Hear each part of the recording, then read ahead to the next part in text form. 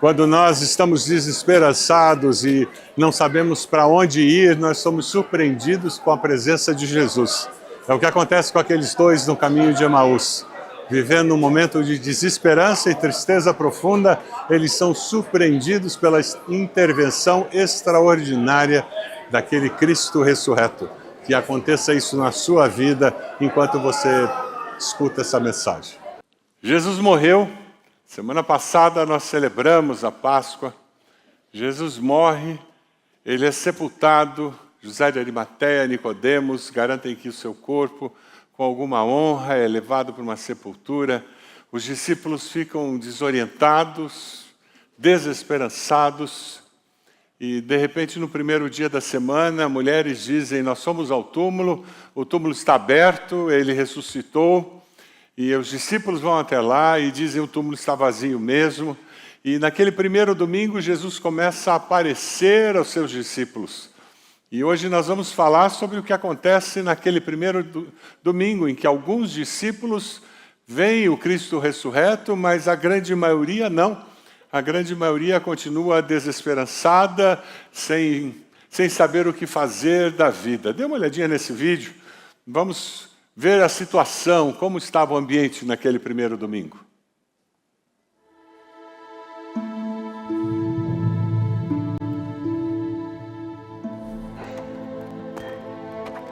Nós vimos o Senhor.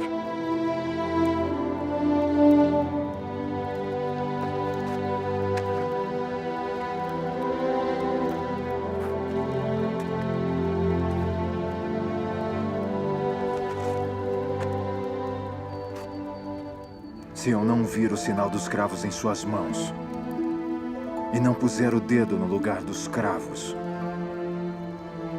e não puser a minha mão no seu lado, de maneira nenhuma eu crerei.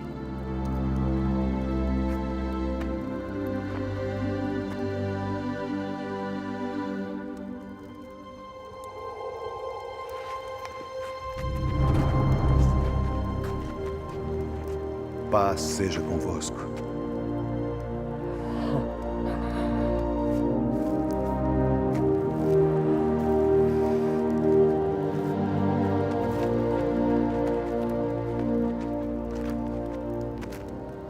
Põe aqui o teu dedo e vê as minhas mãos.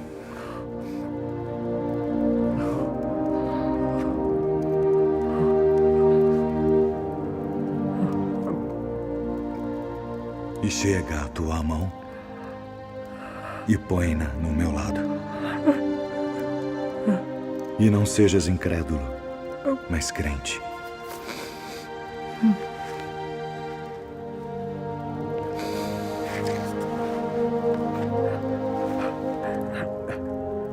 Senhor meu e Deus meu. Tomé, porque me viste, creste. Bem-aventurados os que não viram e creram.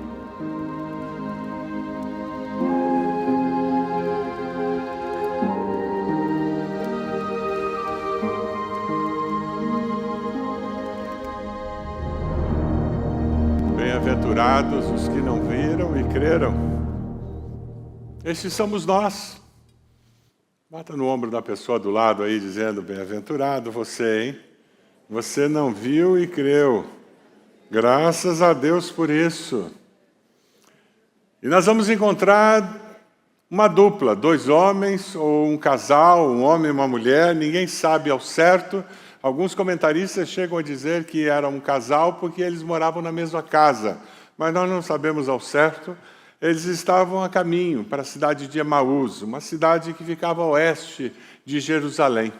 Esses discípulos saíam de Jerusalém entristecidos, porque eles tinham ouvido falar alguma coisa sobre um túmulo vazio, mas não tinham nenhuma comprovação de que era verdade. Eles caminhavam na direção do pôr do sol, no final da tarde de domingo. Ainda era o domingo da ressurreição. Esse relato você encontra apenas no Evangelho de Lucas, Lucas capítulo 24, se você puder abrir sua Bíblia, seu celular, Lucas 24, a partir do versículo 13, nós encontramos esse relato. Os dois estão no caminho de Emaús. Eles não eram um dos 11 apóstolos. Eles eram discípulos que caminhavam ao redor de Jesus e dos seus apóstolos, desanimados. O mestre, que era a esperança de mudança, morreu. Começando no Torá e indo até o final dos profetas, a Bíblia judaica, Jesus explica para aqueles discípulos tudo o que aconteceu. Se fosse comigo, provavelmente eu chegaria e dizia: "Oh, acorda, sou eu, Jesus." Mas Jesus não fez isso. Eles estavam tão envolvidos na sua dor, na sua decepção, que aquele Jesus com quem eles tinham caminhado tantas vezes, tinham ouvido tantas vezes, eles não o reconhecem. Jesus abre as Escrituras e ele começa a explicar tudo o que tinha acontecido ali em Jerusalém. Ele tinha um objetivo, queria enraizar a fé daqueles discípulos na palavra. Queria focá-los para o fato de que tudo o que aconteceu vinha da palavra. Por isso que quando, lá no versículo 32, eles percebem que o Cristo ressurreto tinha aparecido a eles, eles dizem: "Não estava queimando o nosso coração enquanto ele nos falava no caminho e nos expunha as Escrituras." Veja o foco das Escrituras.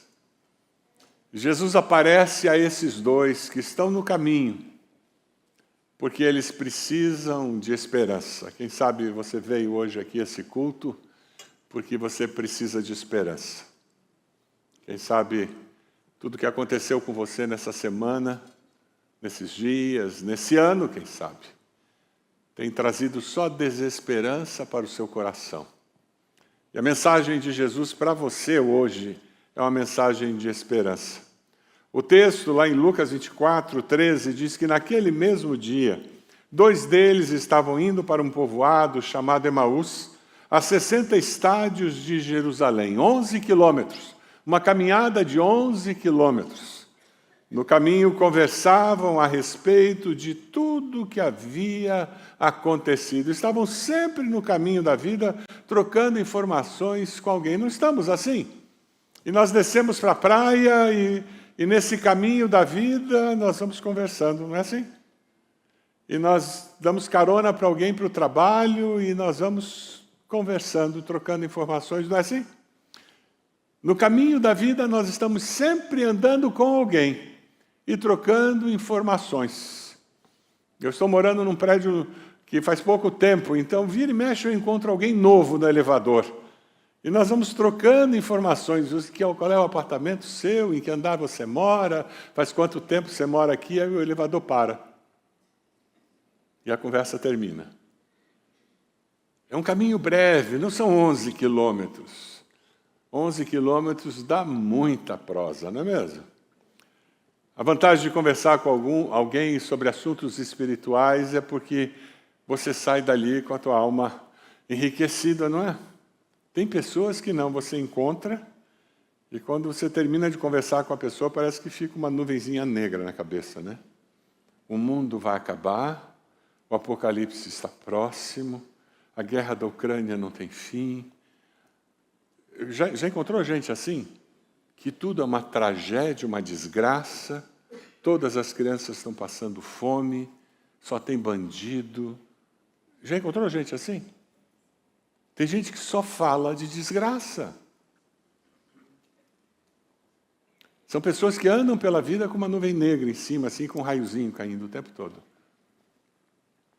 A palavra nos alerta com relação a esse tipo de pessoa. E a importância de nós nos encorajarmos e não nos desencorajarmos um ao outro. Vamos ler juntos o texto de Hebreus 10, 24 e 25?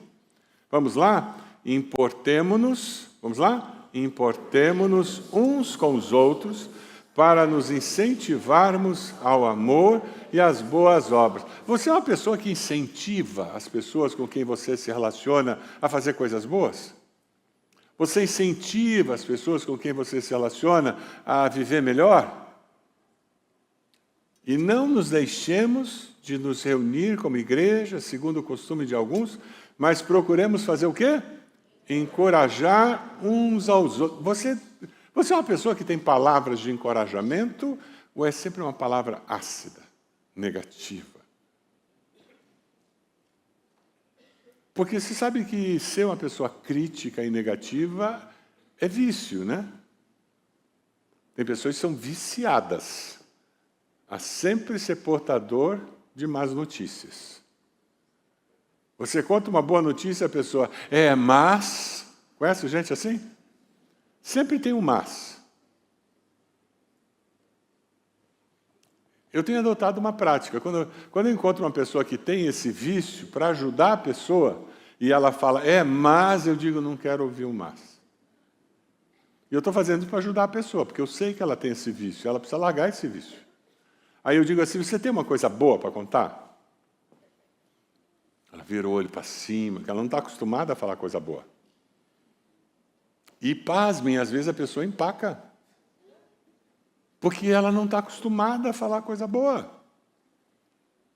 Isso é vício da alma que a pessoa adquire. Quem sabe Deus trouxe você hoje aqui para você ser confrontado com isso e sair daqui dizendo, eu vou mudar. Eu quero ter uma palavra diferente, eu quero me encontrar com as pessoas e as pessoas dizerem, tão bom falar com você, a gente termina de encontrar com você e sai dizendo, a vida dá para viver, dá para ser mais feliz, dá para vencer. Você quer que as pessoas encontrem você e saiam dizendo algo assim? Dá para confiar. Sabe, é interessante que versículo 15 diz que enquanto eles conversavam, discutiam, o próprio Jesus se aproximou. Veja, eles estão no caminho e de repente uma pessoa se aproxima. E começou a caminhar com eles. Mas os olhos deles foram impedidos de reconhecê-lo. Eles conheciam Jesus muito bem, mas não o reconheceram.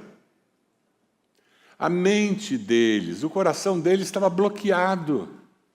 Eu queria destacar 2 paradigmas que nos impedem de ver a bênção de Deus em nossas vidas muitas vezes. Nos impedem de ver realidade. O primeiro foi o paradigma da impossibilidade. Eles sabiam que Jesus estava sepultado. Então aquele corpo que estava ali não podia ser de Jesus. Faz sentido? Tem qualquer outra explicação, então não é Jesus. Deve ser alguém parecido com Jesus. Pode ser qualquer outra pessoa, mas Jesus está sepultado. E era tão forte o sentimento de que Jesus está sepultado, que eu não consigo identificar isso aqui, mas tanto faz. E o tanto faz vem com o outro bloqueio deles, que é o bloqueio do luto. Tanto faz e eu não estou nem ligando. Eu não estou interessado em entender muito o que está acontecendo ao meu redor. Porque o bloqueio do luto faz com que você viva a vida meio que em modo contínuo, sem avaliar os fatos. Quem já perdeu um ente querido entende o que eu estou dizendo. Aqueles primeiros dias você está meio que no piloto automático, não é verdade? Você faz o que faz porque tem que fazer, mas na realidade você nem sabe o que fez. Você acorda, escova o dente, faz refeição se alguém preparou uma refeição para você, e você não lembra o que você fez, você não se importa se fez ou deixou de fazer, porque o luto consome as suas emoções, a sua mente, a sua perspectiva de vida, e o que você considera importante, tudo parece tão irrelevante diante daquela perda tão significativa, não é assim? Era o que eles estavam vivendo. É por isso que aparece uma pessoa estranha, que talvez parece Jesus, mas não pode ser Jesus, Jesus está enterrado, então sei lá quem é, mas deixa ele vir, não tem problema, caminha conosco. Quem sabe você está vivendo um momento de luto, um momento de tristeza, um momento de perda, um momento de desesperança, e você não está conseguindo avaliar as respostas de Deus ao seu redor. Eu trago um alerta. Atenção, em momentos de crise, a sua capacidade de avaliar uma situação pode ser afetada pelas suas emoções. Isso é verdade ou mentira? Você já viveu isso? Sabe, essa realidade nos desperta para a necessidade de eu ter um sistema de apoio, de eu ter amigos, eu ter companheiros de jornada, companheiros do caminho, pessoas que convivem comigo. pessoas que chutam a minha canela, pessoas que me abraçam, pessoas que se alegram comigo e que choram comigo. Nós somos uma igreja relacional, é por isso que nós temos pequenos grupos, por isso que nós incentivamos todo mundo a separar uma noite por semana para estar com um pequeno grupo, para que ao conviver de uma maneira um pouco mais íntima com essas pessoas, você tenha esse sistema de apoio. A fé cristã é uma fé comunitária, não é para ser vivida sozinho. Vir apenas a culto não é suficiente para viver o cristianismo. O cristianismo demanda essa interação, porque nós, seres humanos, precisamos dessa interação, de apoiar e ser apoiado, de ajudar e ser ajudado.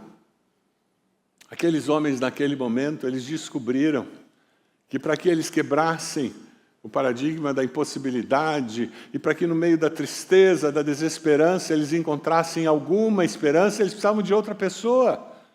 Além deles, porque eles estavam tão afogados em toda aquela tristeza que sozinhos eles não conseguiam enxergar além do buraco que eles estavam metidos. Eram homens com suas esperanças mortas e sepultadas. Se você chegou hoje aqui com as suas esperanças mortas e sepultadas, a palavra do Senhor para você é: creia, é possível viver com esperança de algo melhor. Amém? É possível para todo aquele que crê. Eles estavam cegos pela dor. Os dois no caminho estavam cegos pela dor. Ao invés de ler o texto bíblico, nós vamos ler o texto bíblico representado num filme, em que eles caminham e Jesus chega perto deles.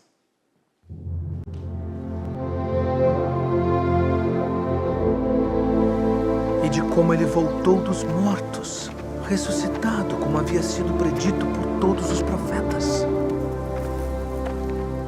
Que palavras são essas que, caminhando, trocais entre vós? E por que estáis tristes? És tu só peregrino em Jerusalém e não sabes as coisas que nela têm sucedido nestes dias? Que coisas? As que dizem respeito a Jesus Nazareno, que foi homem, profeta, poderoso em obras e palavras diante de Deus e de todo o povo. E como os principais dos sacerdotes e os nossos príncipes o entregaram à condenação de morte e o crucificaram. E nós esperávamos que fosse ele o que remisse Israel. Mas agora, sobre tudo isso, e já hoje o terceiro dia desde que essas coisas aconteceram, é verdade que também algumas mulheres dentre nós nos maravilharam, as quais de madrugada foram ao sepulcro e, não achando o seu corpo, voltaram dizendo que também tinham visto uma visão de anjos que dizem que ele vive. E alguns dos que estavam conosco foram ao sepulcro e acharam ser assim como as mulheres haviam dito. Porém, a ele não viram.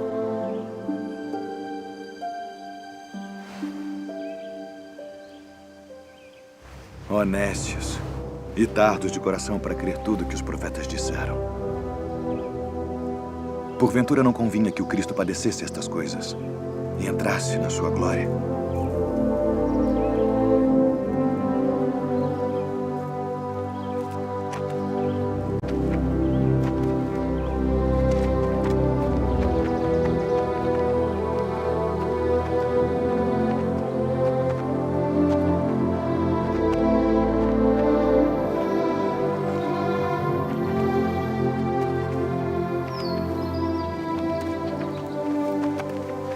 Fica conosco, porque já é tarde e já declinou o dia.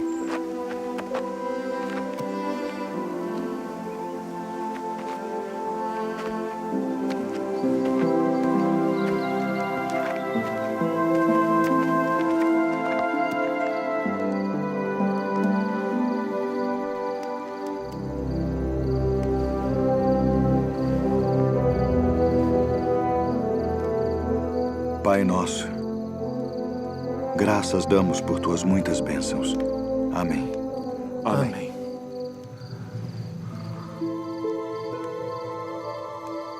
Porventura não ardia em nós nosso coração quando pelo caminho nos falava e quando nos abria as Escrituras? Devemos voltar a Jerusalém agora mesmo.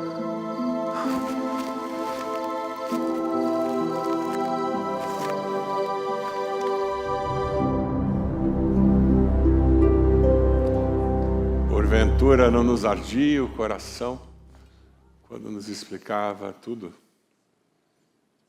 Lindo demais.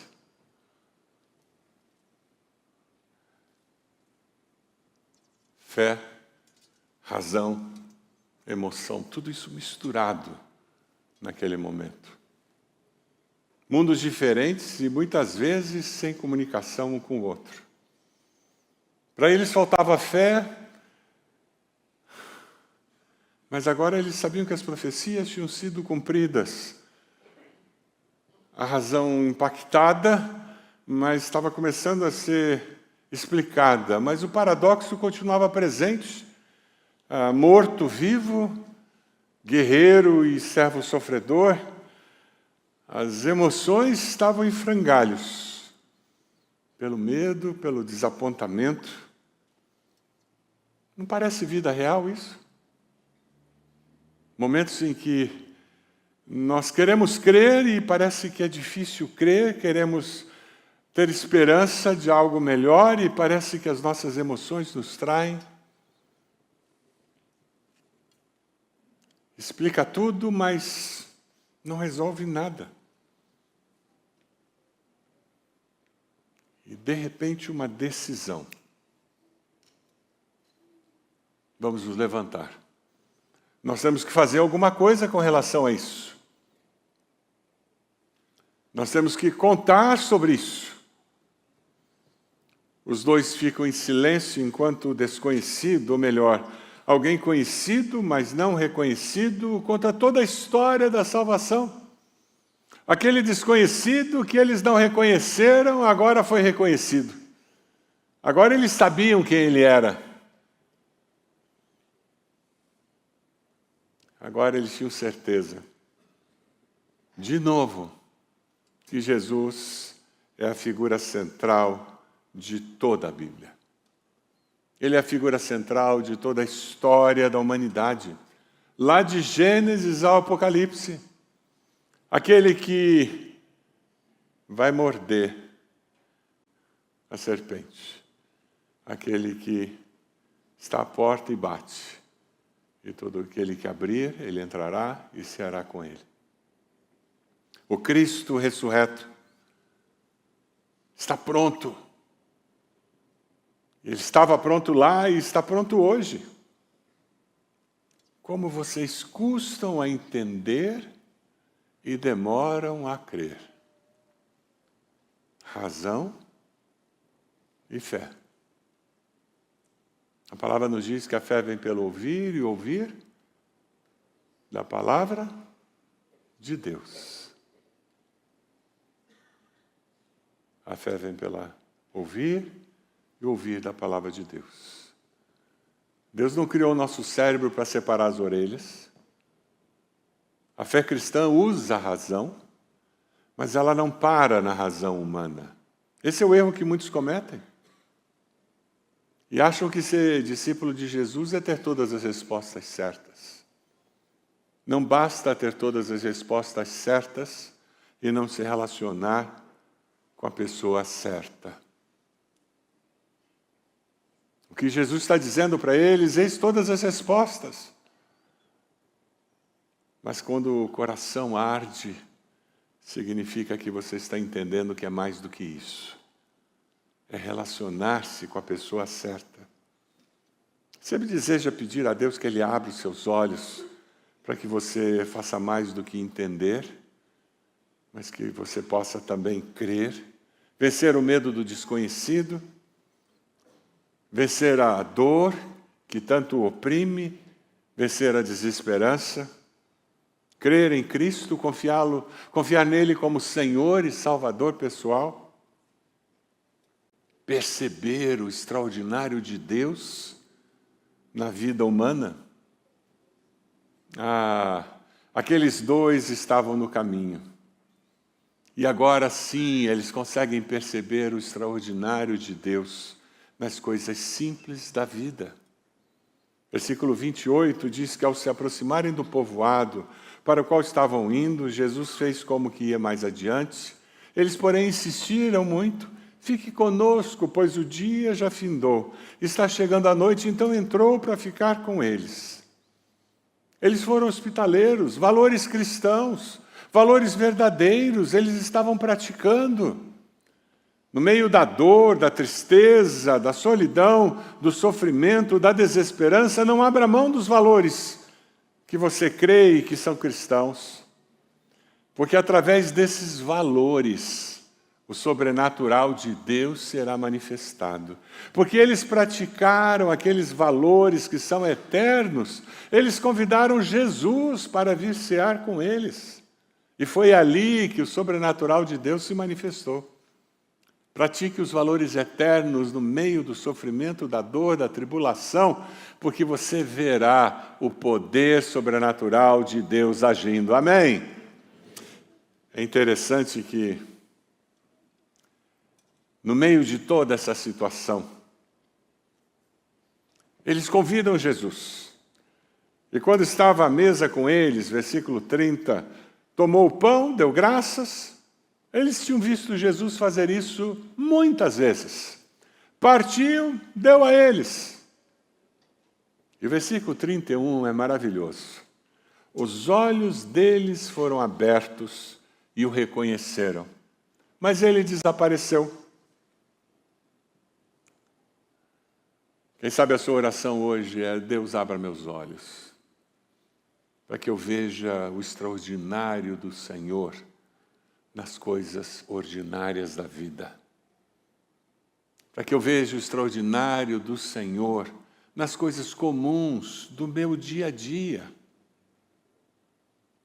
E eles perguntaram ao outro: não ardia o nosso coração enquanto ele nos falava no caminho, nos explicava as Escrituras? Seu coração está queimando enquanto você ouve a palavra de Deus? O Espírito de Deus está aplicando ao seu coração essa palavra e você está dizendo: esse mover é de Deus dentro de mim. Há um valor extraordinário nas coisas comuns. Eu queria desafiar você a pedir a Deus que amanhã, quando você estiver dirigindo o seu carro, levando seus filhos da escola, que o extraordinário de Deus tomasse conta do seu coração com ações de graça, dizendo: Deus, obrigado que eu tenho um carro para levar meus filhos na escola, e eles têm uma escola para ir. E obrigado porque eu tenho filhos para levar na escola. Coisas comuns que você faz todos os dias. Mas isso é extraordinário. Quem sabe quando você estiver lá no seu trabalho, entre uma tarefa comum e outra, você olha em volta e diga: Deus, obrigado, porque é extraordinário eu ter competências, habilidades para ter um emprego e estar trabalhando, e obrigado pela oportunidade, porque isso é extraordinário.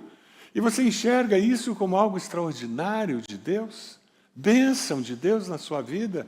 E quando você vive com essa postura de ações de graças, você começa a ligar o radar da sua alma para enxergar o mover de Deus nas coisas grandes e nas pequenas.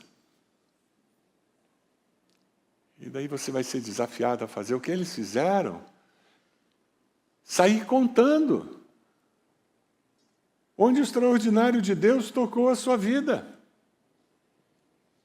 A alegria voltou, a esperança retornou, o temor da estrada escura desapareceu.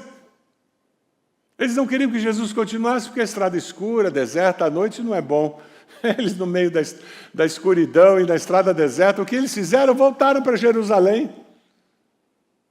Porque eles tinham algo para contar. E você vai contar para colegas do trabalho, você vai contar para irmãos do pequeno grupo, você vai contar para vizinhos onde você mora, que Deus é bom e te deu 2 filhos.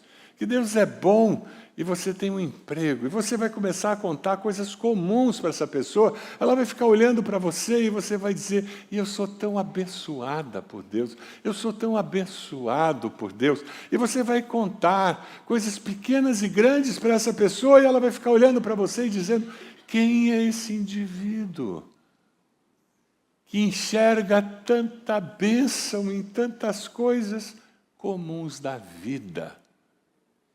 Eu queria ver a vida dessa maneira. Eu li uma história essa semana que me tocou muito.